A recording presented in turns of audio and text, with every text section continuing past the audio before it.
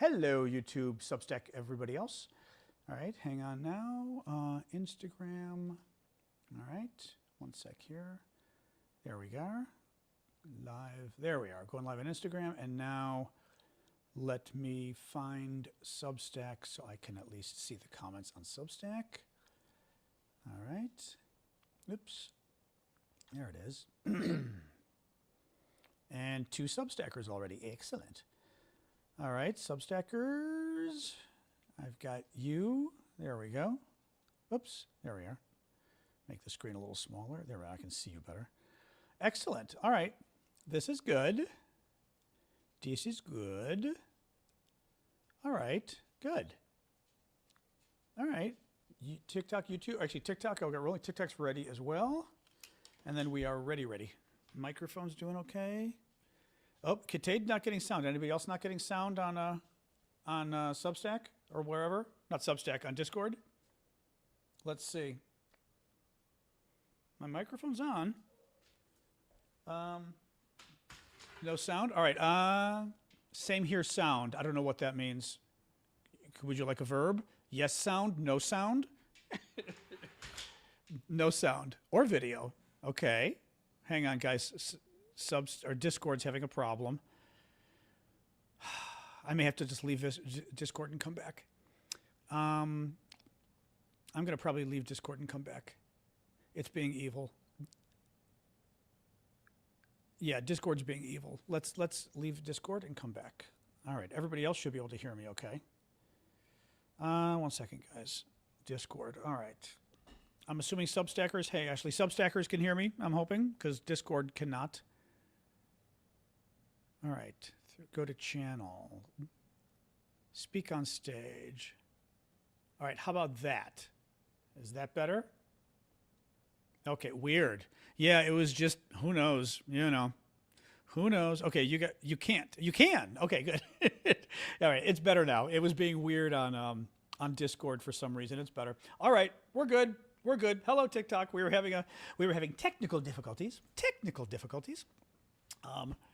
Shouldn't have an echo now. I'm on my good mic. No echo.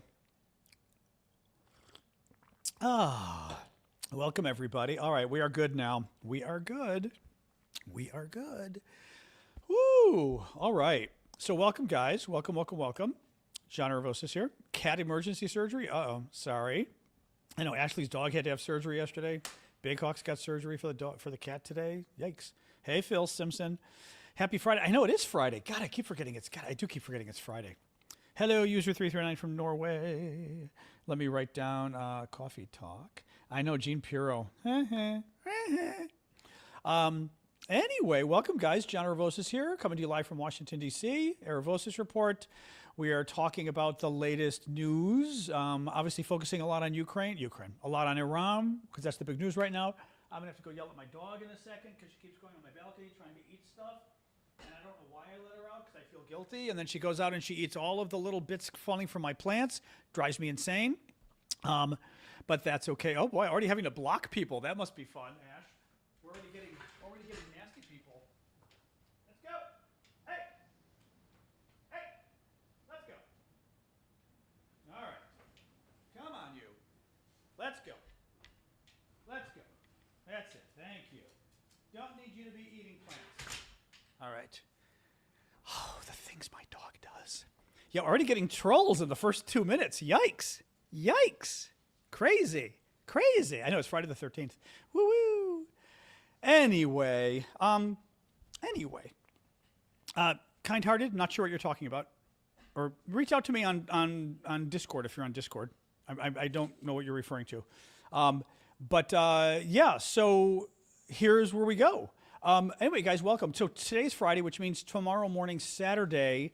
Oh, that one. I still don't know what that means. I saw it and didn't know what the hell it means. Saturday is our coffee talk that we do, the hangout for the paid monthly subscribers. So anybody on TikTok that's a super fan that has SNN next to your name, anybody on YouTube with a colored name, anybody on Substack who's a monthly subscriber, you guys know who you are.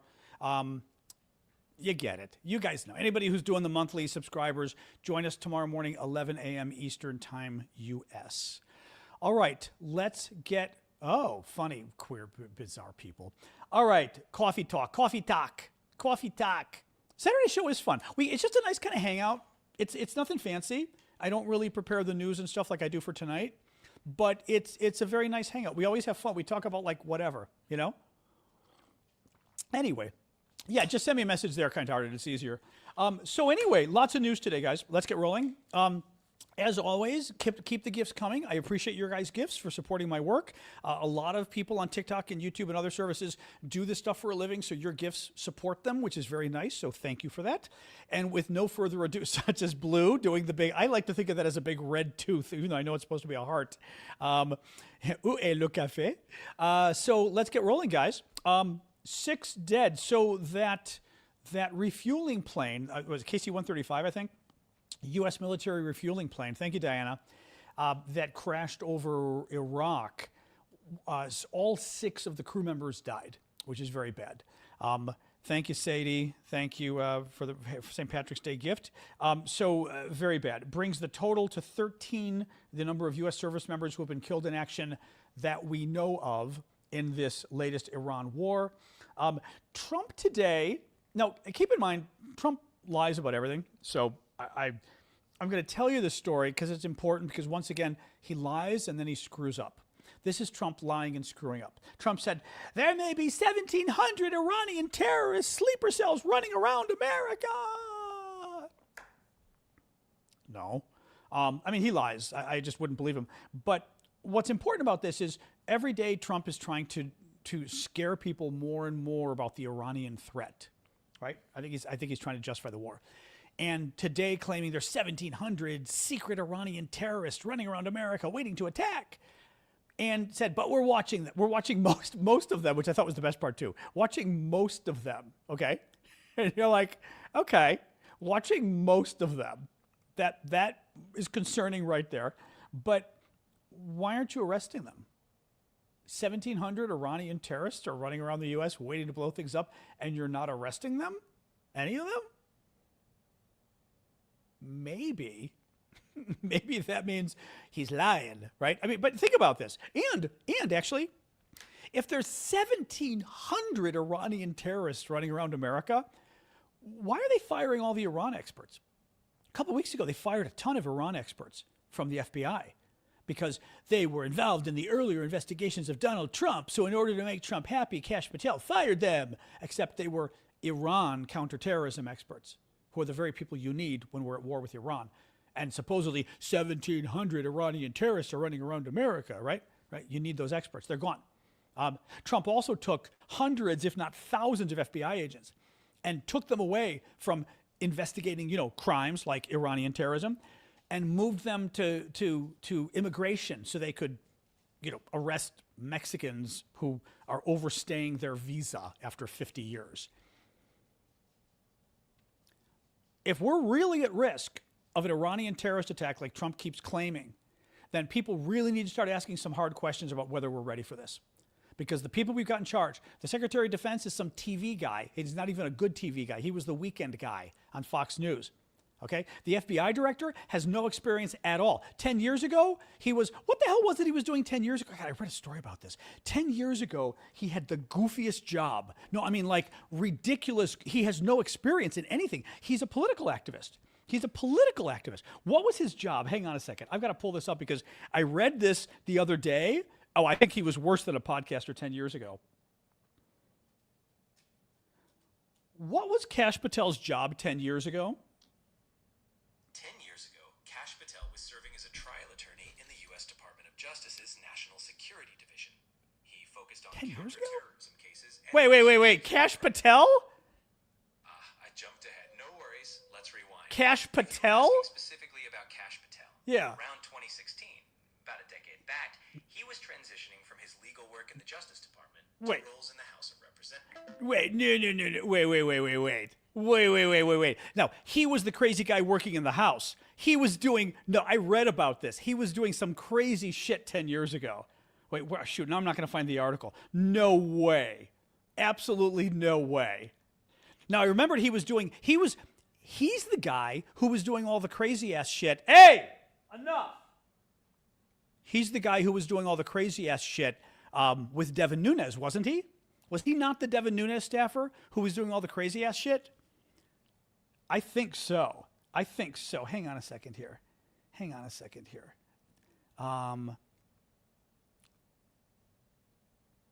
Oh, he does have a law degree from Pace University School of Law. I'll give him more credit for that. He was a public defender. That's shocking. He was the Devin Nunes aide. Yeah, he was the Devin Nunes aide who tried to totally screw up the Russia probe. Oh yeah. All right. Actually, he has a little more experience. He doesn't have experience to be an FBI director. He has a little more experience than I realized.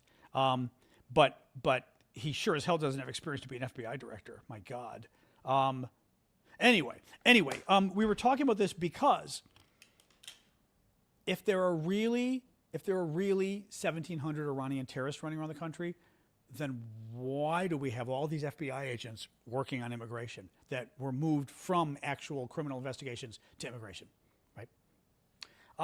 The man who rammed his truck, this was kind of crazy. The man who rammed his truck into a Michigan synagogue yesterday had lost 4 family members in an airstrike in Lebanon the week before.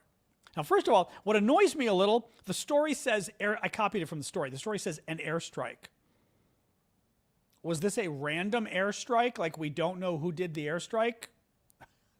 I mean, it's a little weird for the article, an airstrike. Like there are just airstrikes that happen in Lebanon. Nobody knows where they come from, but kind of a wild story. 4 of his family members were killed in what is presumably an Israeli airstrike in Lebanon the week before as part of Trump's war against Iran. Wow.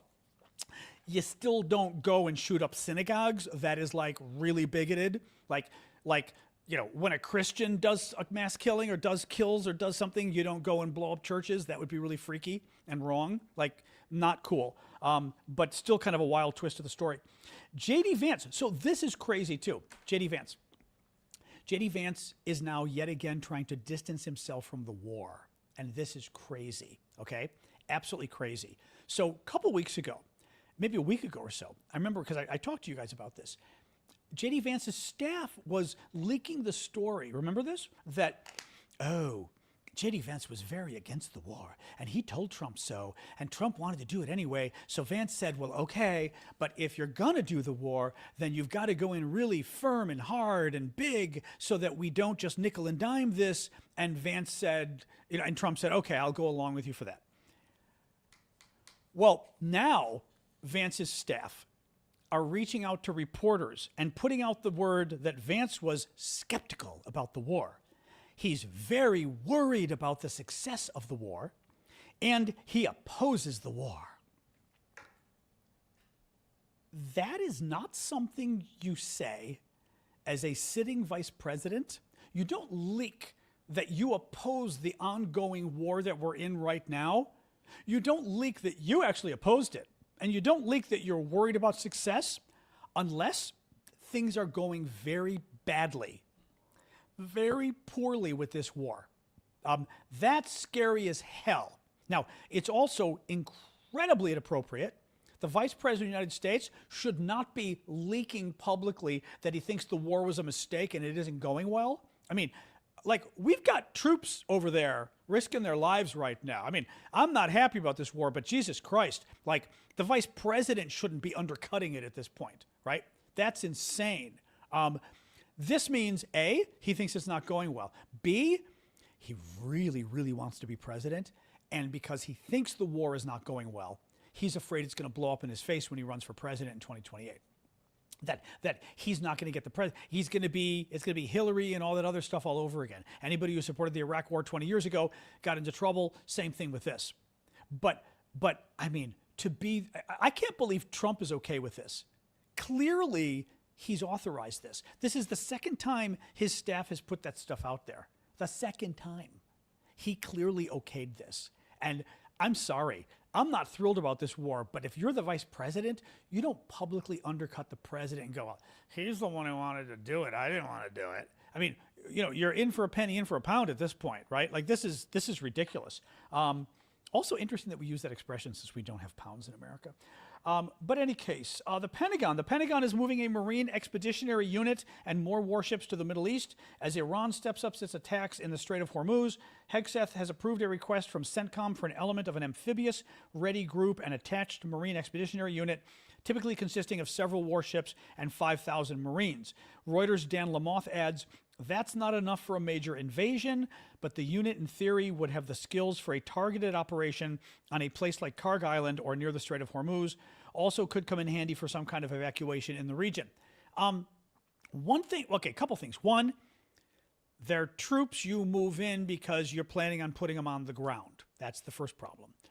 Second problem, why are we still moving troops in? I don't mean still moving troops in. It's one thing to still be moving them in because it takes time to get there. It's another thing 2 weeks into this war to go, oh, gosh, maybe we need the Marine Expeditionary Unit. That means something is happening that you didn't anticipate, right? Something's happening you didn't expect, right? I mean, that's not great. Anyway, I'm just saying, it also sounds like they're planning on Marines going in on the ground for something. Hegseth claims this. Oh, this was great. Oh, my God. Hegseth, I have to play this video. Everyone was laughing at this video today.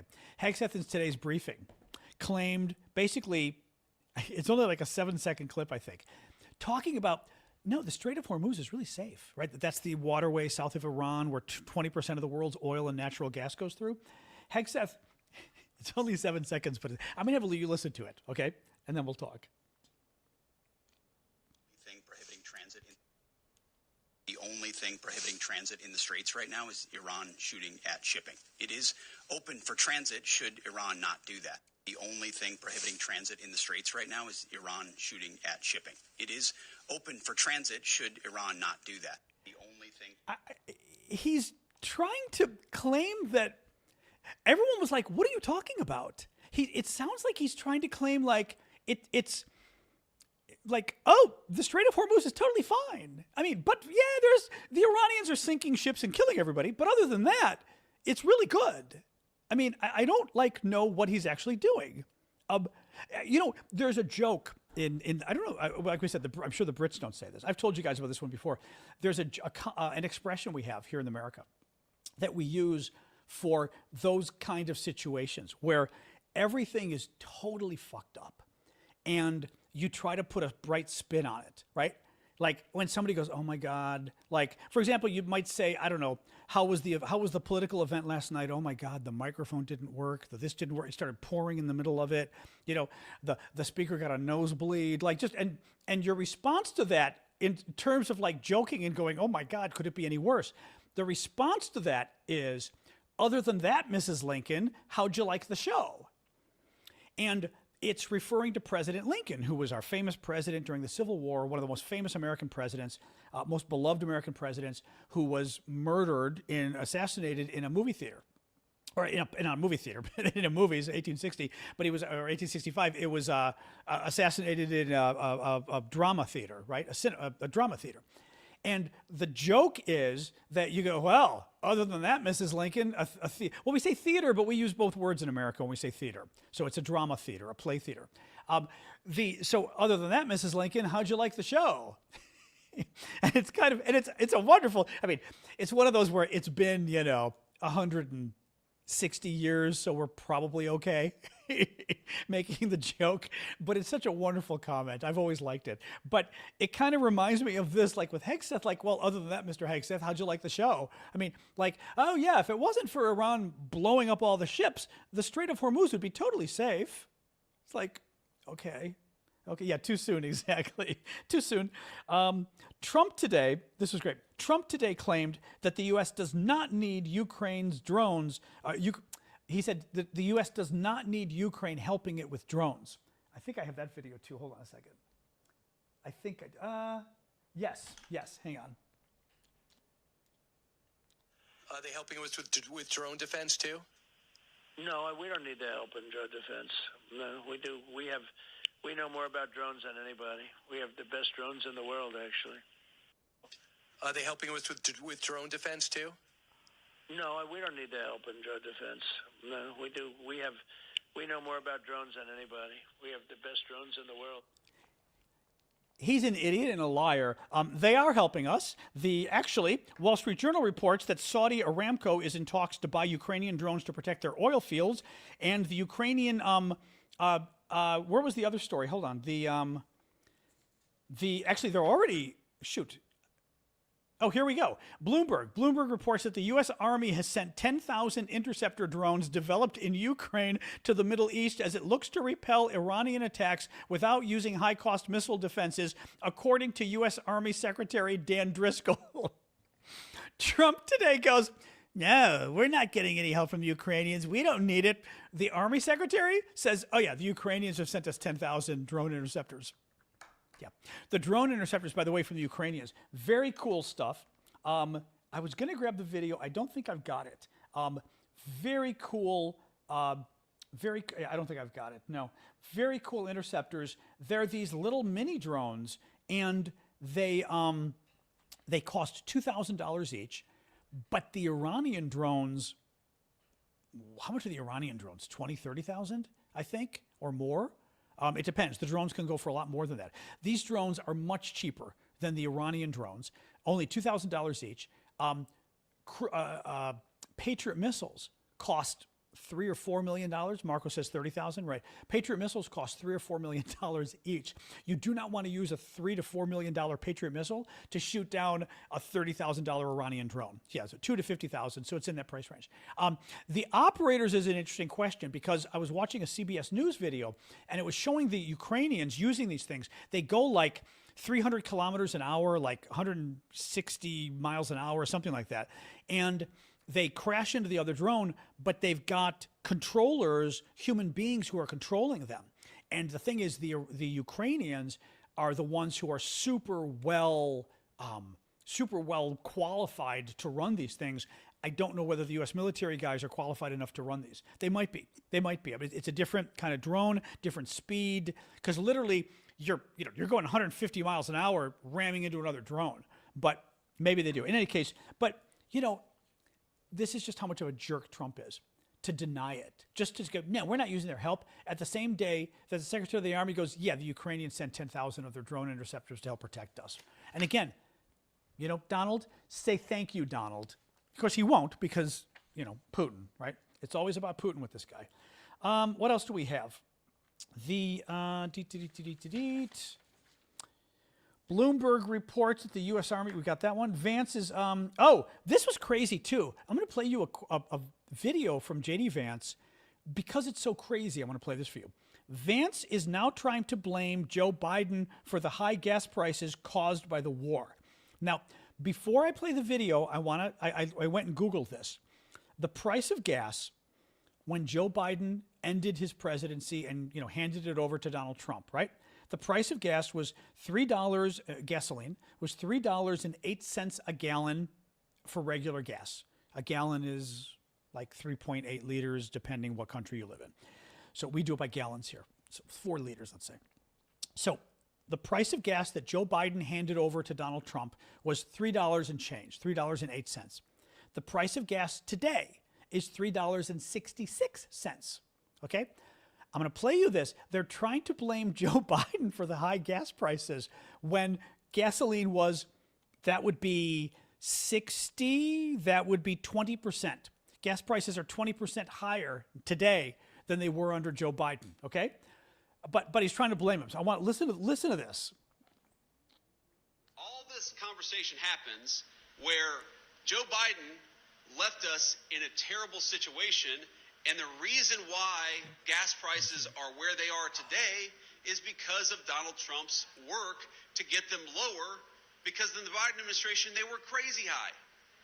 The gas prices we're seeing today are nothing like what we saw at the peak of the Biden administration because the president has set us up for energy dominance. And one of the lessons we all have to take away, frankly, every time we get involved in anything overseas, whether it's in the Middle East or anywhere else, the thing we got to take away from it is energy dominance and energy independence. Rely on our own people, rely on our own energy. I mean, for a couple things here. He says, the reason we're paying the price we are today is because of Donald Trump. First of all, he blames Trump. Second of all, The price of gas was $3 a gallon when Joe Biden left the presidency. It's currently $3.66 a gallon. It's 20% higher. So how are you blaming Joe Biden? Joe Biden left us such high gas prices. No, Joe Biden left you gas prices that were $3 a gallon. Right now, they're up to $3.66 because of Donald Trump's war.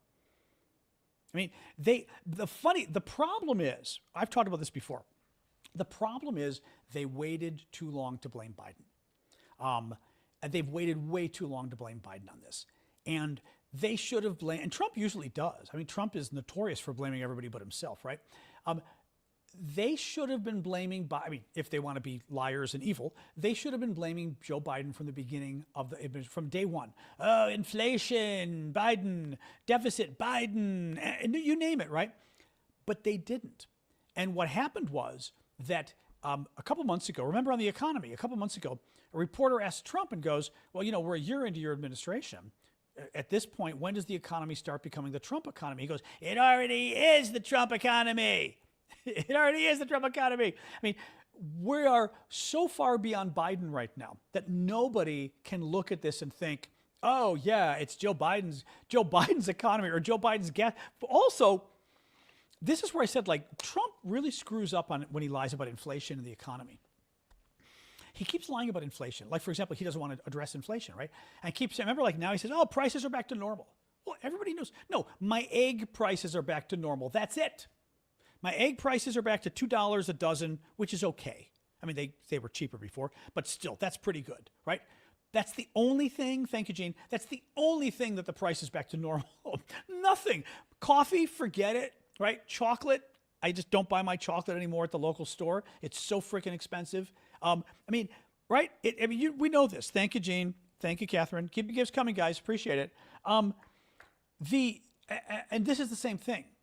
For J.D. Vance to say prices are up right now because of Joe Biden, it's like, thank you, Annie. Thank you, Catherine. Everybody knows gas prices were cheaper a month ago. Anybody with a car knows what they were. I mean, you know what you pay for gas. It's like when I buy milk, I know what I pay for milk, right? You know what you pay for gas. You just do. Thank you, Chazak. So nobody buys gasoline and goes, I have no idea what the price is.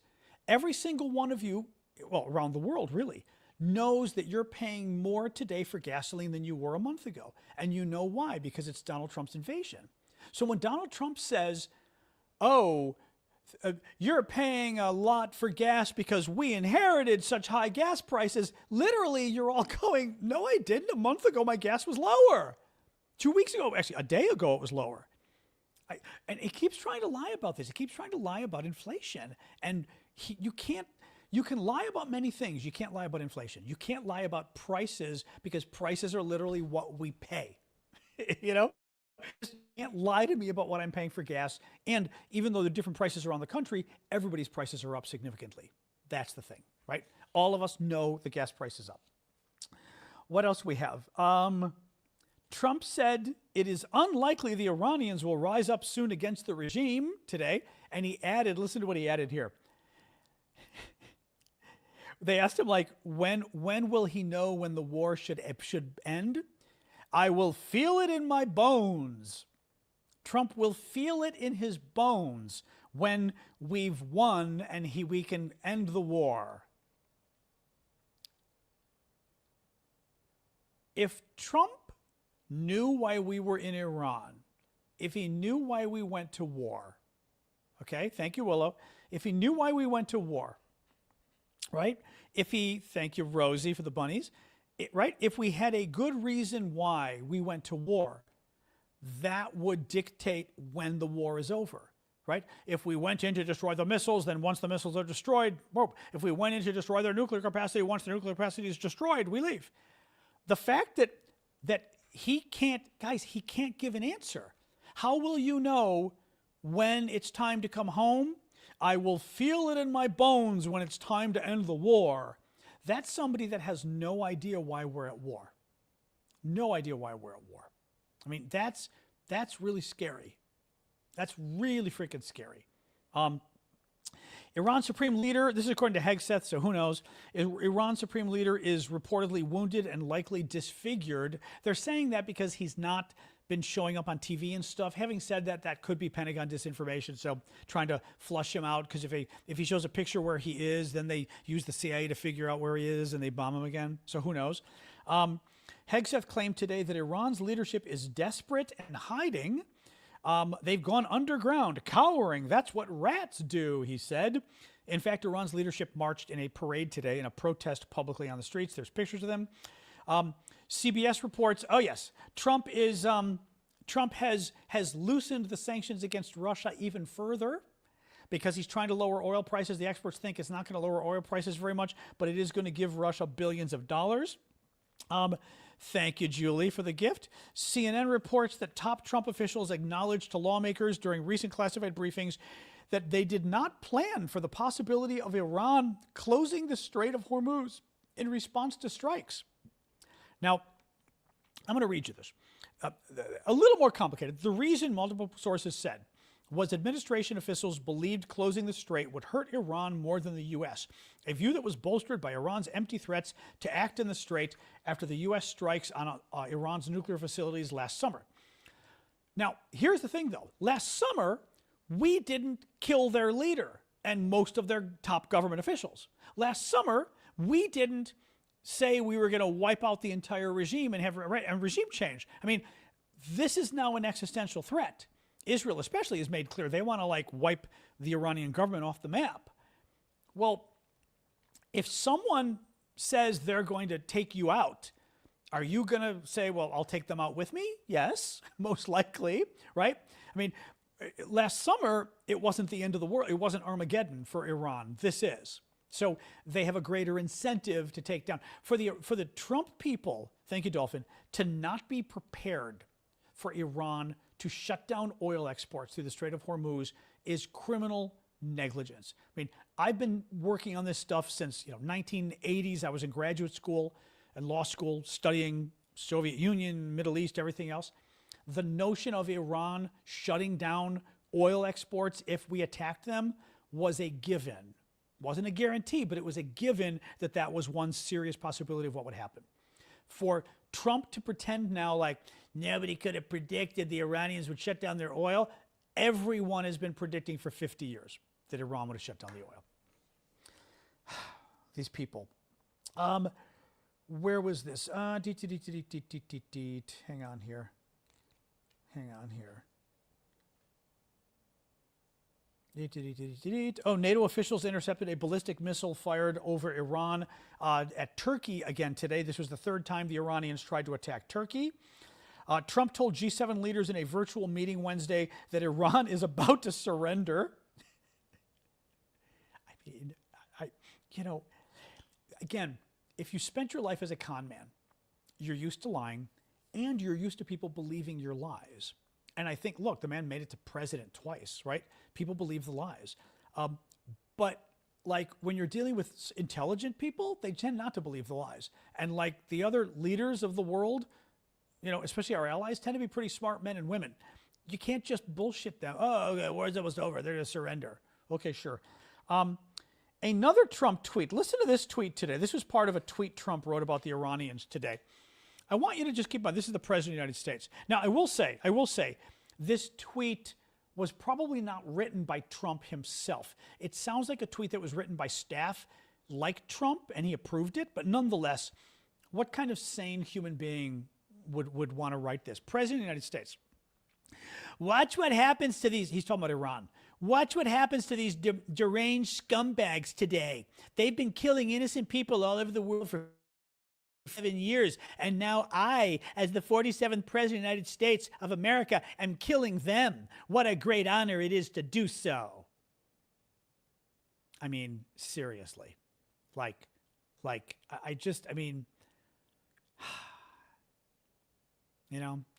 Thank you, Stormy. Very sweet of you. I always forget, that's not one of the gifts, is it? Oh, that's the Trump wig. Yes, it is. That's the Trump wig. Thank you for that. I probably should have had the Trump wig on during the, while I was reading the Trump stuff there. Sorry. One of the TikTok gifts gets the Trump wig. So I still have to get my Trump comb for the Trump wig. It's just so sorry, in my eyes, it's so freaking embarrassing. You know, no human being should talk like that. No president of the United States should talk like that. And it is embarrassment that people voted for this man twice. It really is. It really is. No self-respecting American would support something like that. No self-respecting human being talks that way. And by the way, he talks the way somebody who's insecure and insignificant talks. You know, that's the thing. Right? You know, talking about killing them. It's when you're the president of the United States, you don't have to mention how you can kill people because everybody knows you can, right? That's the whole point. And it's the same way when he talks about people being low IQ. It's because he's low IQ. I always laugh when the hat gift mixes with other stuff. It's because he's not very bright. And he's very insecure about not being very bright. He knows, I mean, I'm sorry, but anybody with half an ounce of intelligence, you can tell who's smart and who isn't. Donald Trump, he's a con man, yes, right? Thank you again. He's a very good con man. So he's very good at conning people with lies. That doesn't make him smart. It makes him street savvy in terms of tricking people, right? Yes, it doesn't make you smart. This is unfortunately kind of the same thing. Bloomberg energy columnist. This is a columnist at Bloomberg who covers energy. My working assumption, thank you, Jen, for the leprechaun. My working assumption is that the oil market will add $3 to $6 a barrel to the headline price for every day, every single day that the war continues. Let me read this again. This is a columnist with Bloomberg who covers energy. My working assumption is that the oil market will add $3 to $6 a barrel to the headline price every single day. That every single day the price of oil is going to go up $3 to $6 a barrel more because of Donald Trump a day. That means in 1 week you're talking $20 to $40. I mean, that's insane over the next month if this keeps going. Very scary stuff. Now, it's already, they're still going up. I did not see what I'm going to guess upper 90s right now for was it West Texas? Let me see where it is right now. Oil prices today. Let's see. 97, yeah. It's at 97 right now. So we're a little higher. We started the day, I'm going to say midnight when I say started the day. We started the day around 94. Yeah, 94.3, and now we're at 97. So it's up 3%. Depends which one. I think this is well, these are crude oil futures. Crude oil futures. It depends which. Let me see which one. Different prices. Yeah, West Texas is 98. Brent is 103. Yeah, so Brent crude is 103. West Texas is 98. So yeah, I mean, you know. And again, the big problem for all of us is that oil makes fuel, makes jet fuel, makes gasoline, makes plastics. Every product in the world that gets shipped somewhere typically goes in a vehicle that runs fossil fuels made from oil, right? Gasoline, jet fuel, airplanes, FedEx, UPS, the packages you buy from Amazon, they come to you in trucks. They come to you via planes, right? Everything is fuel. When fuel prices go up, all the other prices go up too. Medicine too, I was not aware of that. I mean, medicine gets shipped, but I didn't know, does medicine have any kind of fossil fuel underpinning precursor kind of to it? I don't know about that. Anyway, a little bit more here, guys, and then we'll open this up to questions. Airline tickets, speaking of which, airline tickets in the U.S. have doubled on some airlines in response to the oil price increase caused by Trump's war. Spirit Airlines has doubled prices, while United and Delta have increased domestic prices 15% and 57%, respectively. Trump used a photo. Remember last week when we were doing the transfer of our soldiers who died in Kuwait, and they were bringing them back, the coffins, and Trump went in his baseball hat? It's worse than that. They did an email fundraiser today using the picture of the coffin in front of Trump. That's the coffin with the American flag on it of our dead U.S. service member killed in action. Trump did a fundraiser. I mean, this is one screen grab of it. I mean, and people were trying to say, oh, maybe he didn't know. Do you think Trump's organizations are using the picture of him in front of a dead U.S. service member, and they're not asking his permission before they use that picture, right? Even the caption, even very few spots remaining. That sounds. You're right. That sounds creepy too. Yeah. No, I mean, it just, horrible. Anyway, all right. Let's quit with not quit. I'm not going anywhere, but let's stop with that. Let's hang and talk. This is the part. Hello, TikTokers. This is the part we hang out. We hang out and we chat. I'm going to adjust my camera so I can sit back and get comfy. Ooh la la la la. Ow. Ooh, there we go. Oops, move this thing back a little. Hello. All right. So, hello everybody. Well, some people know he's a con man. Well, that's the whole thing with con men, right? Not everybody realizes a con man is a con man, right? I mean, that's the nature of being a con man. If they knew you were a con man, they wouldn't fall for the con, right? Right? Like the guy who calls on the phone or whatever it is,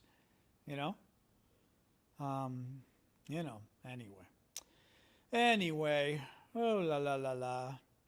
So, now we hang. We talk about whatever you want to talk about. Somebody had asked about boots on the ground. I think there's something. Look, they're moving in the Marines. The Marines aren't going there to fly airplanes. They're moving in the Marine Expeditionary Unit. That's boots on the ground. The thing is, they're only moving in 5,000. I'm not sure what they plan on doing. I don't know if they're planning on doing raids on the Iranian coast or what they're doing, but they're doing something. Whether there's going to be a bigger invasion. I mean, the problem is, again, we don't know why we're there. We keep hearing that the Iranians are putting up a bigger fight than we expected. Great, right? They're moving more troops. Why are they moving more troops? If everything's going well, why are we moving more troops? We're moving more troops because things are unexpectedly going worse than we thought, right? Or it's harder than we thought, or we would have already put the troops there before, and we didn't. J.D. Vance, why is J.D. Vance publicly leaking that he was opposed to the war from the beginning and he's very concerned about where it's heading? J.D. Vance is doing that because J.D. Vance, if that story's true, and it's hard to believe it's not, J.D. Vance thinks that things aren't going well and is trying to position himself so that when he runs for president in 2028, he can say, I didn't support this war. But of course, we all know he did support the war. Kharg Island, Mustard, you're talking about probably? Thank you, Lola. Thank you, Luis. I'm calling you Lola. Although I'm not sure what, Muskoka, where the hell is that, Odin? Where's Muskoka? Karg, the thing that I'm not sure about with Karg is what do we get out of taking Karg Island? You know what I mean? Like, what's the actual plan for how that will help thwart, let me pull this up, how that will help thwart further Iranian attacks. Let me show you guys. Let me show you. Oops, I've got a pin dropped in here. I want this thing to go out of the way. Here, I got this thing on the side here. So Karg Island, right? You've got the whole Middle East, Iran, Saudi Arabia, The Strait of Hormuz is up here. Karg Island's all the way over here by Kuwait and Iran. I'm not sure. So Karg Island is basically, I'll zoom out. Karg Island is basically over here. So you zoom in, little island right there. Boom. I don't quite know what we get out of taking it. I mean, I'm sure there's something we get out of taking it. I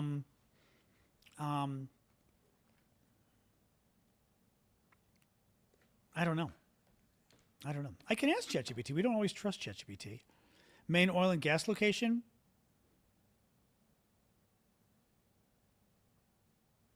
Yes, I did see the Besson thing. That was kind of wild. It's their main oil loading port. But what is it? I mean, is it trying to take away their, or the problem is you go and you take away one of Iran's main oil ports and they blow up Saudi Arabia's oil.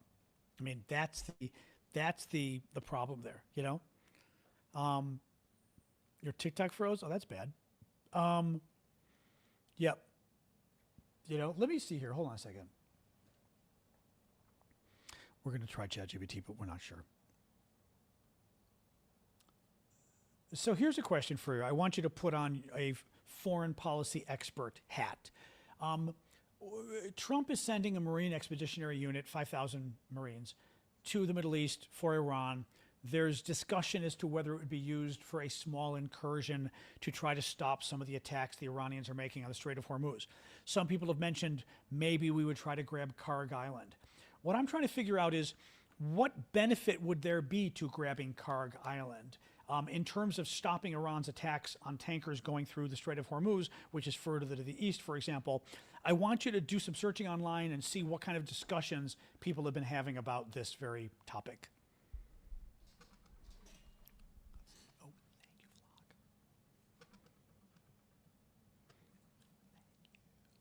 Karg Island is crucial to Iran's oil economy, as it handles about 90% of Iran's crude exports, which flow through the Strait of Hormuz.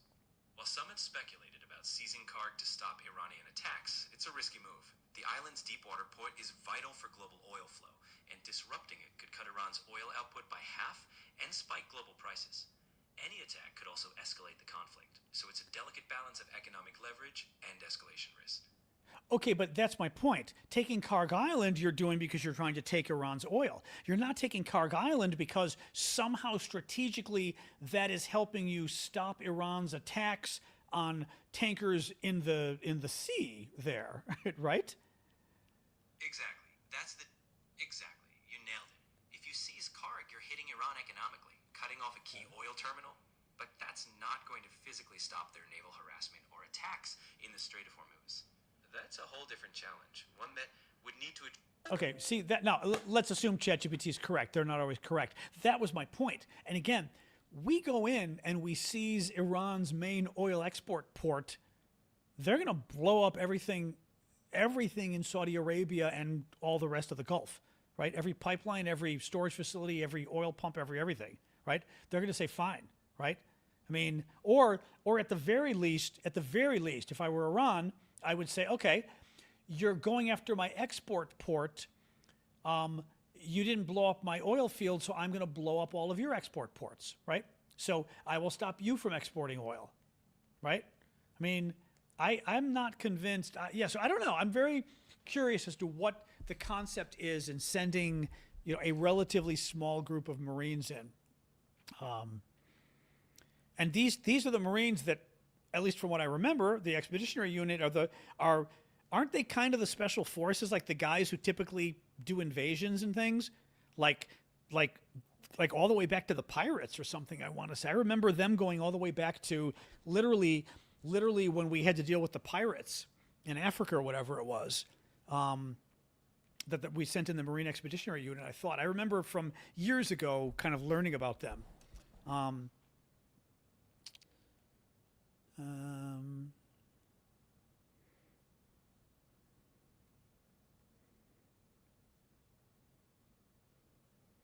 Yeah, Netanyahu's alive. I'm sure he is. Yeah. He may not be showing his face because maybe people think it isn't beneficial to have Netanyahu's face. When the Trump people started saying we did this war because Israel made us, maybe people thought, you know what, Israel should perhaps kind of stay a little low key for the next couple of weeks. That would be my guess, So I think that's why you're not hearing from Netanyahu, Exactly, Cordell.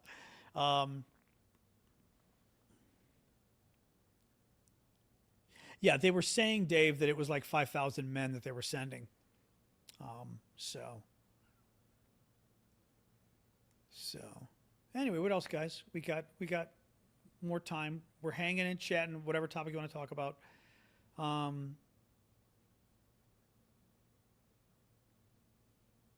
What else? The rest of you are being rather quiet over here. My TikTokers, of course, are always like boom, boom, boom.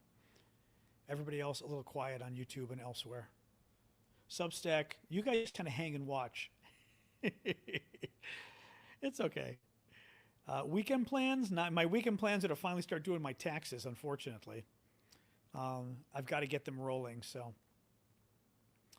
I hate doing tax. Long day, that's okay, unsweetened. That's all right. At least I know you're there. Yeah, I hate doing taxes. It's hard when you work for yourself because there's all these different income streams, and it's just, it's very, and TikTok doesn't make it easier with the way it's just very, and the deductions, it's just very complicated, you know? I don't enjoy it. I enjoy when it's done. I don't enjoy doing it. So, you know, chance of a draft. I don't think the U.S. has a chance of a draft coming. I don't think so. All right. Yeah. Thanks, Paula. Dutch taxes are easy. Yeah. American taxes. I mean, I will say American taxes are, American taxes are low, but, how did I do that? American taxes are very low compared, I mean, they're crazy low compared to Europe, but they're very complicated, which is not fun. So they can be very difficult to figure out, like very difficult to figure out. And there's tons of deductions. I mean, I literally have to go through all my bank accounts and you know, because, you know, nowadays you've got an online bank and this bank, right? All my bank accounts, download them. All my different places I make money from, but that like TikTok, Substack, Discord. I mean, it's like, oh God, Ko-fi, Google. It's like YouTube. It's horrible. It's absolutely horrible. It's just, as I said, it's very complicated. So it's not fun. So it's nice that you can deduct a lot of things, but it's just very not easy. Oh, why are taxes complicated in Germany? I sort of assumed all European taxes were not that complicated compared. Now, European taxes are very high compared to ours, which sucks. You know, I mean, our taxes are very cheap. I was looking at like Greece and how the tax rate was, you know, I mean, the marginal tax rate's like 40% on 40,000 euros, which is almost 40,000, maybe $45,000 or something. I mean, it was like, here, taxes don't even go that high here. Like, that's on 40,000. Here, you can't pay 40%. There is no 40% tax rate. And you don't hit a rate even near that until you're, I don't even know where. What is the highest? I'm trying to remember now. What was the... Let me look again. What's the, one second here. What is the highest marginal U.S. tax rate, and at what income level does that kick in?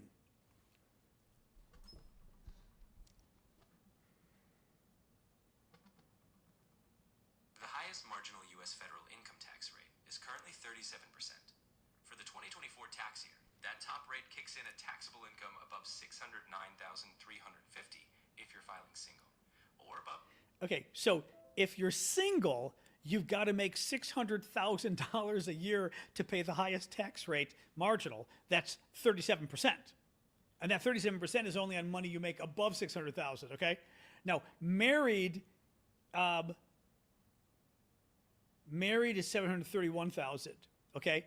That's how low our taxes are. And keep in mind that you've got a lot of deductions too if you're rich. So that's not your gross income. It's your income after some deductions. But I mean, that's a really good tax rate. But as Joe just said, you know, you're in the UK, you've got health care paid for. You don't have to worry about your health care. Here in America, you do. That's something to keep in mind, you know? No, which is very true, you know?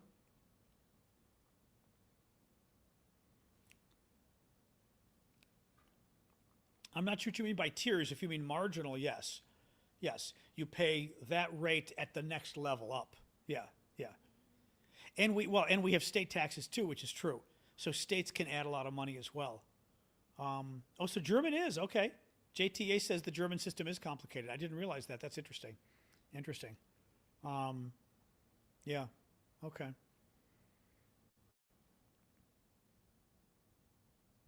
Yeah, like New York had state, I forgot, maybe state and city were combined. I don't even remember. New York was very high and very complicated, I remember, and very high.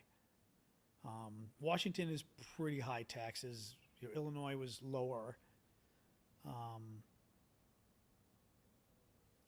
You know.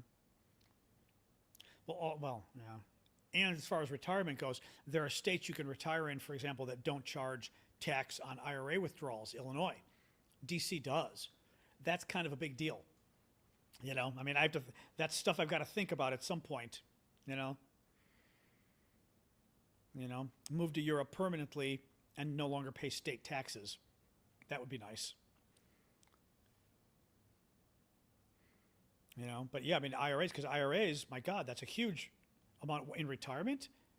It's a huge amount of your income,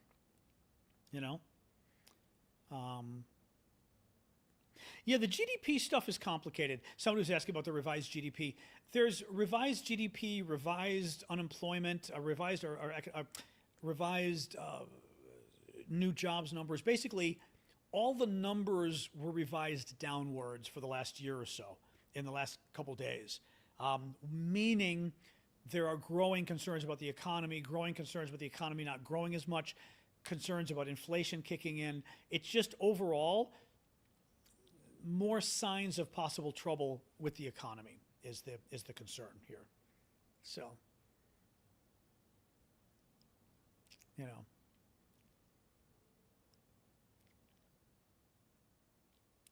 Yeah, Gunther, I don't know who you're talking to. I know that. That's what I described. Yeah.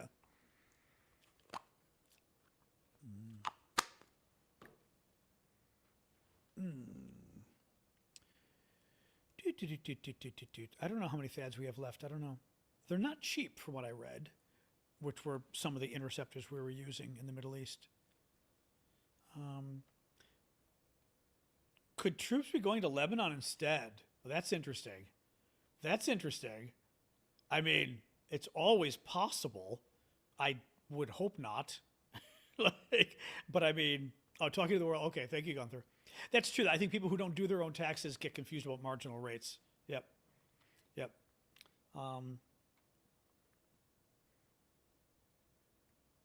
What else, guys? What else? But anyway, yes. So it's still early enough, but I'm going to at least start doing my taxes this weekend, so at least I've begun, so I can feel a little better about it, If gas reaches 300 per barrel, you could pay 50 a gallon. I don't know how that's calculated, actually.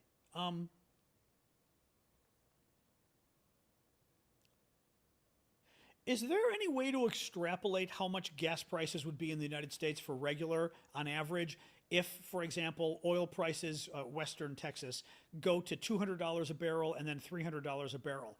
Has there been any analysis done anywhere as to what that could do to the average price of gasoline?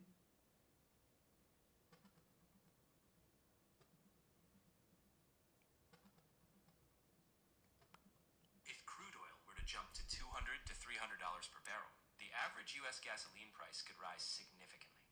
Roughly speaking, at $200 per barrel, gasoline might reach around $5.70 per gallon. And at $300 per barrel, it might approach $8 per gallon. Oh my. Okay, that's kind of scary. Yeah, I would Google normally, but when I'm in the middle of the show, it takes longer to Google. So that's why I even though ChatGPT can be wrong sometimes, I prefer it for this because it's quicker, and but that's we're already at $3.60 a gallon right now, so and we're at $100 a barrel. So if you double it, I mean, right? Yeah. Well, I mean, if oil prices double, I mean, you're right. European price, except European prices are going to double too. Yeah. Man, I know you're right. We need to start cycling like the Dutch, Wow. Right, but yours are at 5, but they're going to go to they're going to go to 10 is the concern, or maybe not 10, but that initial price increase could get you to 8 or 9. That's the concern. Yeah. Runoff in Georgia? I don't know. We can ask. I mean,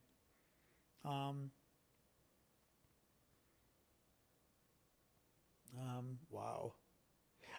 Trump is going to be freaking out before that happened.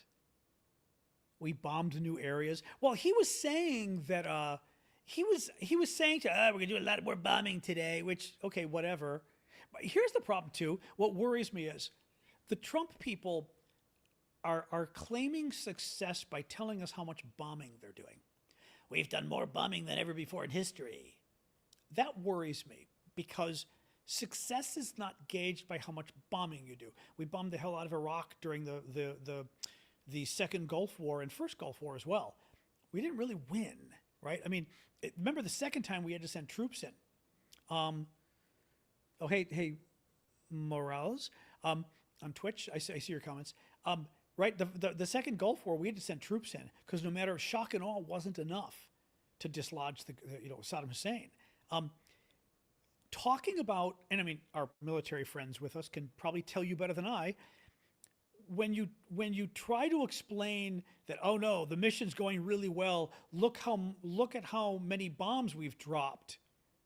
Like, if anything, I as a foreign policy expert hear that, and my warning bells go off, going, no, the mission's going well. We've destroyed this. They've lost the capacity to do this. They've lost the capacity, right?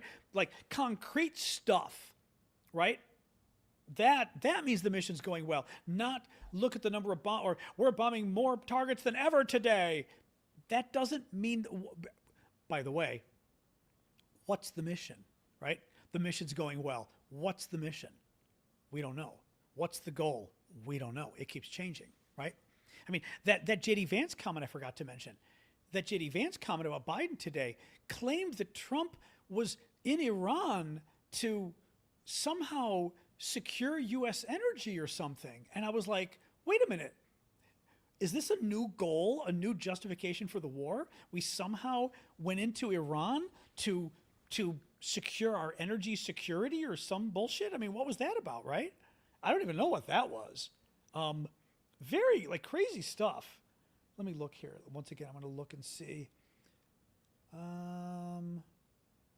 Yep, 98.7 for West Texas. And gasoline prices again. Oops, where is this? Gas prices. Although I doubt they're upping it overnight. Who knows, though? Gas tools, gas price chart. Yep, 367. Actually, was it 367 or 366 before? Now I'm kind of wondering. Didn't go up a penny. No, it probably was 367 earlier, I'm guessing. Where was this early? Now you got me curious where it was before. I think we were at the same price before. Did I have the price in here? I think I had the price in here. No, it was 366. It went up a penny. It went up a penny in the last hour. Gas prices went up again because it was 366 right before I started the show. Now it's 367. I mean, this is gas prices in the last month, and you can see what happened. Gasoline. They started down at $2.95, and now we're at 367. Yeah, I mean, up 20%. That's a lot of money. That's a lot of money. Well, if we bomb that island, we were talking about Karg Island again. Somebody was asking, if we go into Karg Island and seize it, if we seize Iran's main export point, they're going to destroy oil production in the Middle East. They're going to say, okay, you grab ours, we'll grab yours, right? We did. Oh, God. Let me see. Oh, God. I'm going to pull this up. Keep in mind, we're dealing with people who, perfected suicide bombing, right? I mean, the Iranians are not the Iranian government, not nice people, terrorist government, right? I mean, let me see what we got going here.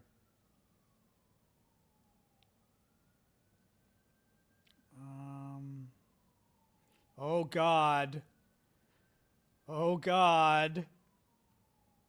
Moments ago, at my direction, the United States executed one of the most powerful bombing raids in the history of the Middle East and totally obliterated every military target in Iran's crown jewel, Kharg Island. Our weapons are the most powerful and sophisticated the world has ever known, but for reasons of decency, I have chosen not to wipe out the oil infrastructure on the island. He chose not to wipe out the oil infrastructure because they would wipe out the Saudi oil infrastructure. However, should Iran or anyone else do anything to interfere with the free and safe passage of ships through the Strait of Hormuz, I will immediately reconsider this decision. Okay, that's bullshit. Iran has shut down the Strait of Hormuz for weeks now. What is he talking about? If Iran shuts down the Strait of Hormuz, he's going to go after their oil? They already did. And it's been closed for 2 weeks, which is why oil prices are surging and gas prices are surging. So what's he even talking about? Also, the reason he didn't go after their oil facilities is because the Iranians will wipe out the entire Middle East oil production. They will wipe out Saudi Arabia, they will wipe out Bahrain and all the rest of them. They will wipe out oil production across the Middle East if we go after theirs. Hold on a second.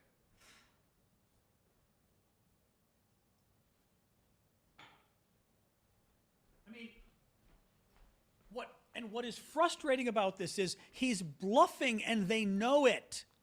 I'm not telling you some great secret here. The Iranians know we can't afford to go after their oil because they will destroy the Saudi oil and all the rest of the oil in the Middle East.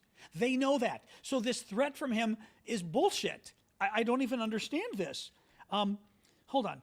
During my first term and currently, I rebuilt our military, he didn't, into the most lethal, powerful, and effective force by far anywhere in the world. Iran has no ability to defend anything that we want to attack. There is nothing they can do about it.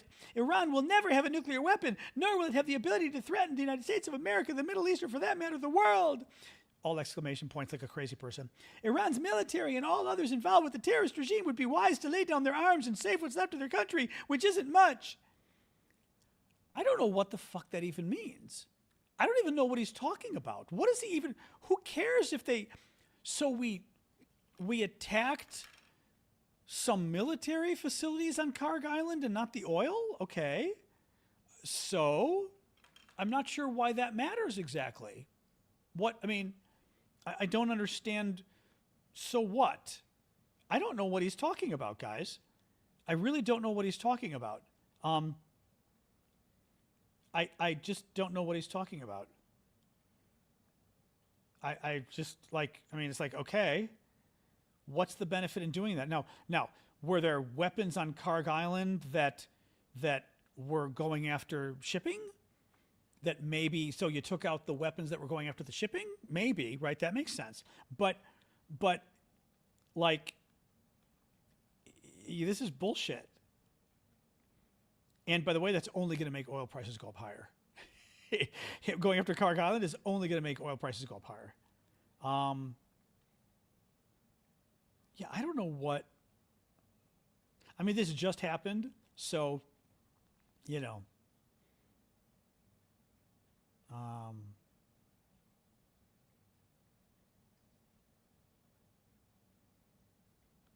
Yeah, I just don't know what the point is of this. I'm trying to find, the problem is this just happened, so it's not clear what the sort of analysis of the, I'm trying to see if there's any analysis of this.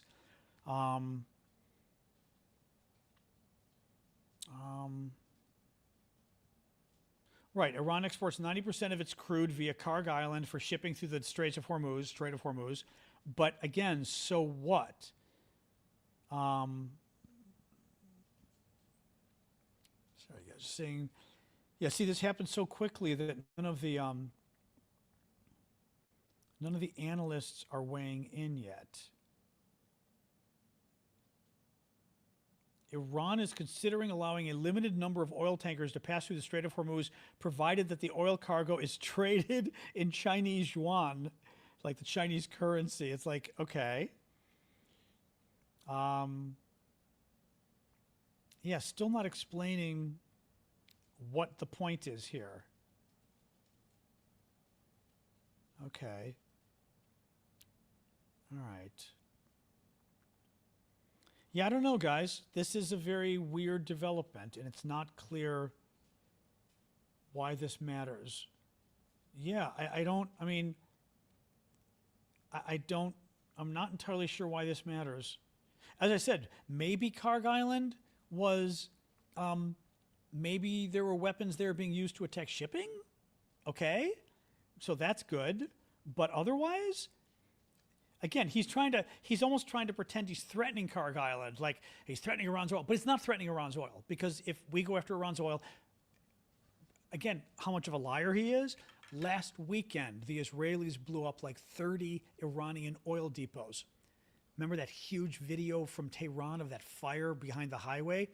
The American government flipped out on the Israelis about it. We were pissed at the Israelis about it. Because we don't want them going after oil, because then the Iranians will go after Middle Eastern oil and oil prices will soar and Trump will get in trouble, Republicans get in trouble. So there's zero chance that all right, you want to go again? There's zero chance that the Iranians believe Trump's threat to go after their oil. It's like, no. Let me see here. Let me see.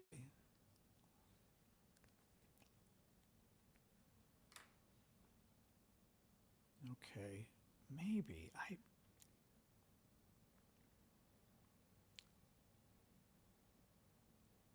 Yeah. I mean, I could put on CNN and see what they're saying, like whether there's any. Let me put on CNN first and see if there's any. If they've got, the problem is this, well, if they've got any of the experts kind of weighing in as to what this means. Let's see here, right? Let's see. Let's see. One moment, we're going to see what this latest Trump thing means.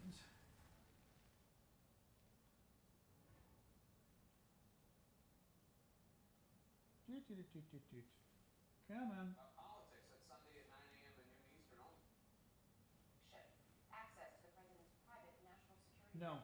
Yeah. And new reporting tonight on Jeff. See, this is what always happens. CNN is always behind the curve when this breaking news happens. Brother, I have always missed So that we have no idea what, let's see if maybe they broke in. Oh, they did break in. That's good. Hold on. All right, they broke in with their experts. Let's see. Let's see. Let's see what they say here. I kind of would envision perhaps these forces being used is perhaps needing to go to Kharg Island. Perhaps, but I'd be reluctant to put boots on the ground in this area for a number of reasons. We're seeing why Trump attacked Karg Island. Iranians can come down and they can block the Strait of Hormuz. The Strait of Hormuz is a particularly unpleasant place to operate in any time of the year, particularly at night. Having been there during the Iranian hostage crisis on a nuclear. He's boring me a little. Here's the panel. All right. I think this is entering the war to a different level. This is going to be a new chapter in this war. Kharg Island is the main point where Iran is exporting this oil. Okay, Iran exporting oil from Karg. Export oil, or if they lose control over the island, it's going to hurt the Revolutionary Guards Corps in a major way.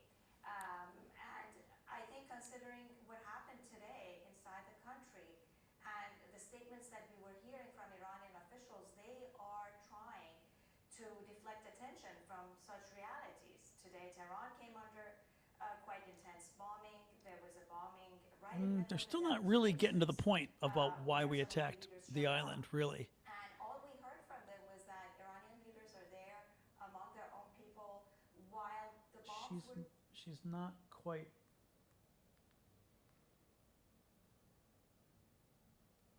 Assumption.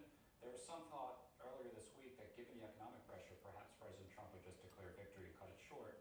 I now think the way this is developing, that's actually not going to happen. And Iran decided to play this card at the Strait of Hormuz, and the Supreme Leader said we will use it as a pressure card, pressure valve, and that is going back all the way to the Carter Doctrine era. We have a doctrine that outside powers or other powers, including Iran, They're still not really getting to that point.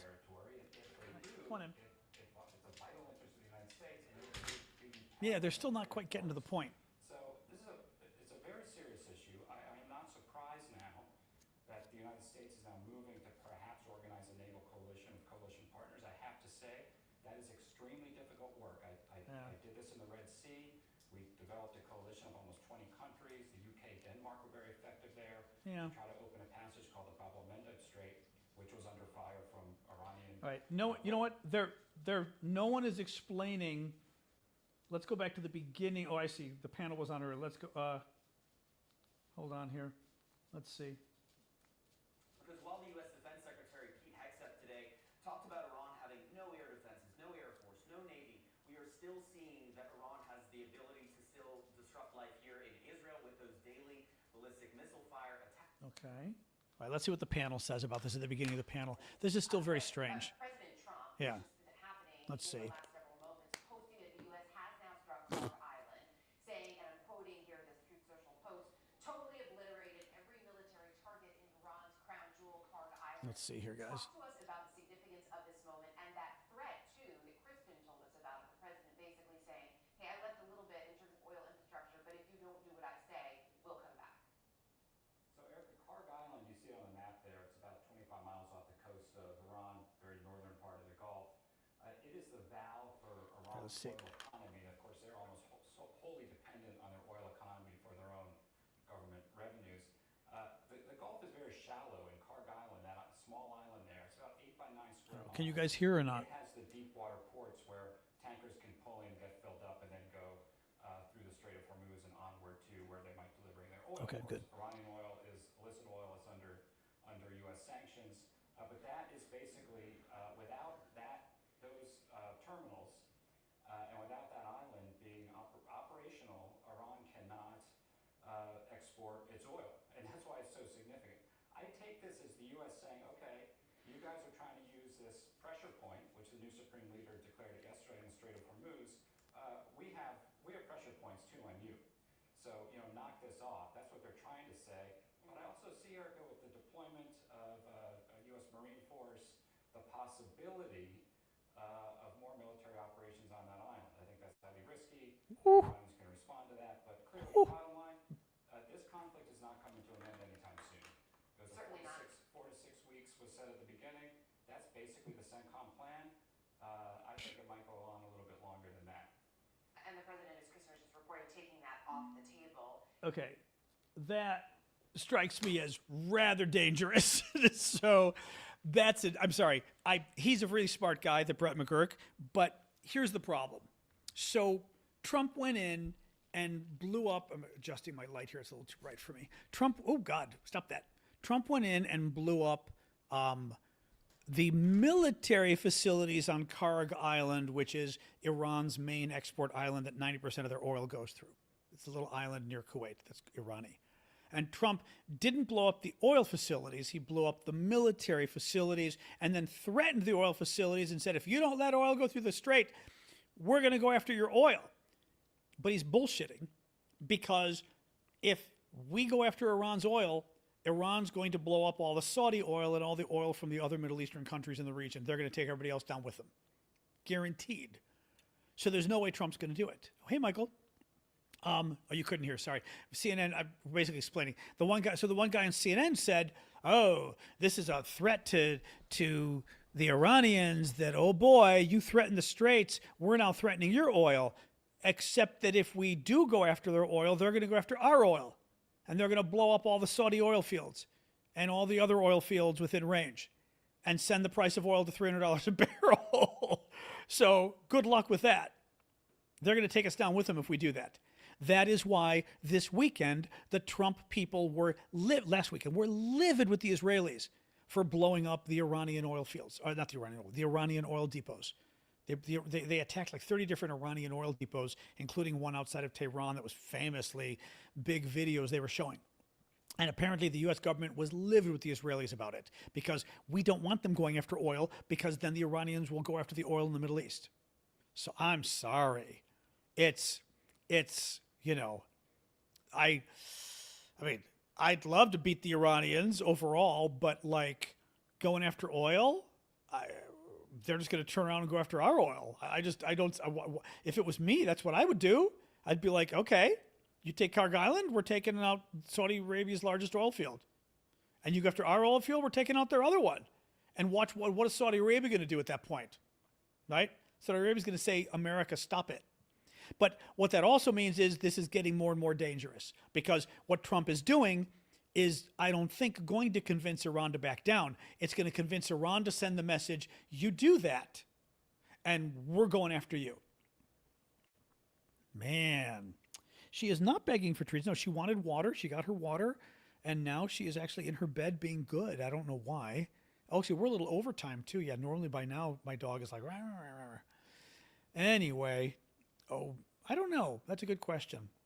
Recently, it's been Republican, but it's hard to say, Ava, which political party started the most wars throughout the history. Well, the problem is, once you get too many years back, the political parties change. Like, it's not the same political parties anymore. But anyway, very interesting. I don't think Italy was in. Did Italy pull out? Italy never pulled in, as I recall.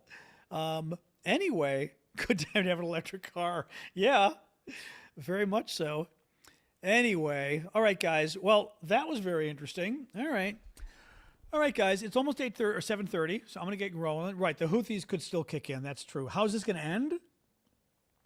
I think it's going to end with Donald Trump claiming victory because he's freaking out about oil prices and gas prices. He's just going to claim victory.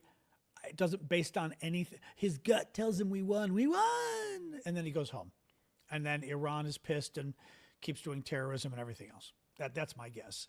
Yeah, he's just gonna call it quits, and Anyway, all right, guys, I'm gonna call it quits as well. So thank you for joining. We're a little over, but that's all right. I will be back. Well, actually, this weekend is a weekend, so I will not be back till Monday. Who knows? I may drop in and do an Iran update. You never know. But remember, tomorrow morning, 11 a.m. Eastern time, I've got the hangout for the monthly subscribers, and we'll do that Substack, TikTok, YouTube, Discord, etc., etc., etc. So join us. But otherwise, I will see you guys Monday at the latest. All right, bye, guys. Boop. All right. YouTube, etc. TikTok, your last. YouTube, etc. Good night to you all.